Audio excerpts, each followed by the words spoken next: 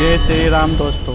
पिछले कुछ दिनों से इस बात पर खूब चर्चा हो रही है कि भारत को अब इंडियन गवर्नमेंट एक नया नाम देने जा रही है, जहां इंडिया को अब गवर्नमेंट ऑफ इंडिया नाम बदलकर भारत करने वाली है। कांग्रेस पार्टी और विपक्ष का ये आरोप है कि क्योंकि हमने 2024 में चुनाव लड़ने के लिए हमारे अलायंस का नाम इंडिया रखा है, इसलिए बीजेपी अब देश का नाम बदलकर भारत रखने वाली है। सबसे पहले तो हम इंडिया नाम की हिस्ट्री को समझने की कोशिश करेंगे कि क्यों जब 1947 में भारत को इंडिपेंडेंस मिली थी, तब उस समय क्या क्या सर्कमस्टेंसेस उस दौर में रहे थे जिसके लिए इंडिया का नाम इंडिया ही रखा गया और दूसरा कोई नाम नहीं रखा गया। इंडिया नाम इंडस रिवर से लिया गया है और इंडस का संस्कृत में मीनिंग है सिंधु। उस समय जो ईरान और ग्रीस से लोग इंडस सिंधु रिवर के आसपास के इलाके में रहते थे, इंडस रिवर के किनारे पर रहने वाले लोगों को हिंदू और इंडस नाम से जाने लगा और यहीं से हिंदू नाम प्रचलित हुआ।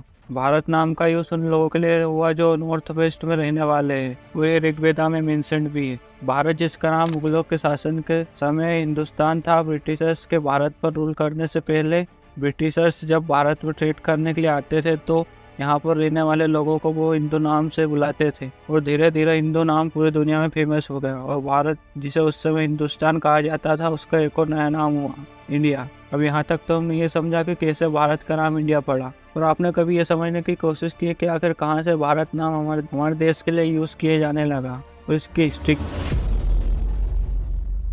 भारत जिसे त्रेता युग में आर्यव्रत कहा जाता था, आर्यव्रत का मीनिंग है श्रेष्ठ पुरुषों या महिला का देश। उस समय पर सारे लोग धर्मानुसार रहते थे और इन्हीं लोगों के देशों को आर्यव्रत कहते हैं, इसलिए इंडिया को उस समय आर्यव्रत कहा जाता था। आर्यव्रत का मीनिंग है श्रेष्ठ लोगों का देश।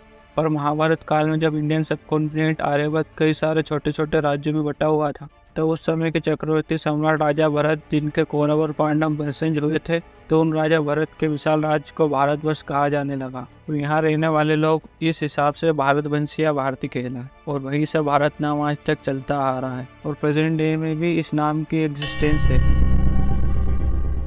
1947 में जब लॉर्ड माउंटबेटन ने पीएम नेहरू और जिन्ना के सामने अपने अपने देशों के नए नाम रखने के लिए प्रस्ताव रखा, तब जिन्ना ने यह सोचा था कि नेहरू जी अपने देश का नाम भारत या कोई अन्य हिंदू नाम रखेंगे, क्योंकि भारत नाम जैन, बुद्धिस्ट, हिंदू धार्मिक ग्रंथों में पहले से ही यूज होता आ रहा था। इसलिए जिन्ना ने यह सोचा कि नेहरू अपने देश का नाम भारत रखेंगे और जब देश का नाम रखने की बारी आई तो नेहरू जी ने देश का नाम इंडिया रखा, क्योंकि फॉरेन कंट्रीज यूएन में उस समय ब्रिटिश इंडिया नाम पहचाना जाता था, इसलिए नेहरू ने अपने देश का नाम इंडिया रखा।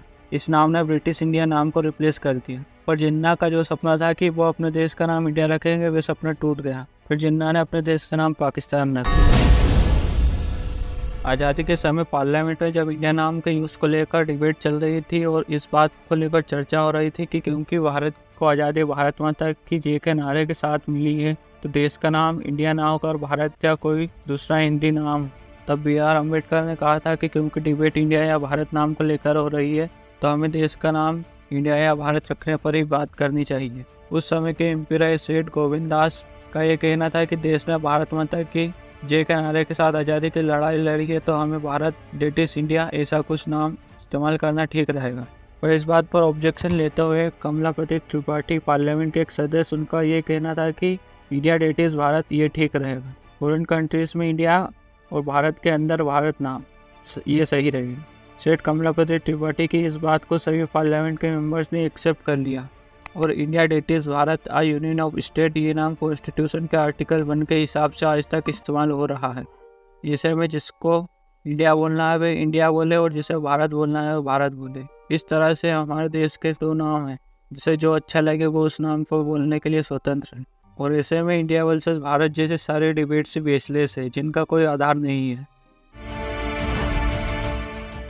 क्या आज हम देश का नाम चेंज कर सकते हैं? और आखिर नाम चेंज कर दिया तो इससे आखिर क्या होगा, इसका इम्पैक्ट कितना बड़ा होगा? ऐसा नहीं है कि भारत पहली कंट्री नाम बदलने की सोच रहा है।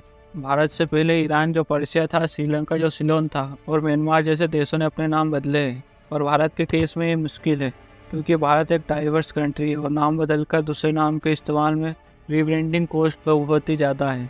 और इसका एक बहुत ही अच्छा एग्जाम्पल यूपी का इलाहाबाद शहर है, जिसका नाम बदलकर प्रयागराज हुआ। इलाहाबाद शहर का नाम बदलकर प्रयागराज करने पर यूपी गवर्नमेंट को उस समय 300 करोड़ की लागत आई थी। अगर भारत अपना नाम बदलकर उसकी रीब्रांडिंग करता तो उसमें लगभग 14 से 15 हज़ार करोड़ रुपए का खर्च होगा। और जब इंडिया अपना नाम बदल कर कोई दूसरा नाम करेगा तो उसे इंडिया के कई सारे इंस्टीट्यूशन, आर्मी, गवर्नमेंट ऑफिसेस का नाम भी बदलना होगा। अभी हम इंडियन आर्मी को इंडियन आर्मी या भारतीय सेना के नाम से प्रोनाउंस करते हैं और इंडियन आर्मी के नाम से पूरे वर्ल्ड में हमारी सेना पॉपुलर है। और भारत सरकार की कई सारी स्कीम्स जैसे कि make in India, made in India, ये स्कीम से भारत नाम पर रन कर रही है। तो नाम चेंज करने पर ऐसी बहुत सारी स्कीम्स के नाम भी चेंज करने पड़ सकते हैं। इंडिया से भारत करने पर हम पर एक बड़ा फाइनेंशियल लॉस आ सकता है, क्योंकि इंडिया से भारत करने पर हमारे कंट्री के स्विफ्ट कोड चेंज हो जाएंगे और इंडिया के ऑलमोस्ट $87 बिलियन के मनी ट्रांसफ़र एकदम से ठप पड़ जाएंगे। स्विफ्ट कोड हमारे बैंक का IFSC कोड की तरह वर्क करते हैं, जिससे कोई भी कंट्री इंटरनेशनली फंड ट्रांसफ़र के लिए यूज़ करती है। फिलहाल हमारा स्विफ्ट कोड .in है, बट जस्ट सपोज हमारा नाम भारत हो गया तो हमारे लिए 2 डिजिट कोड अवेलेबल ही नहीं हो।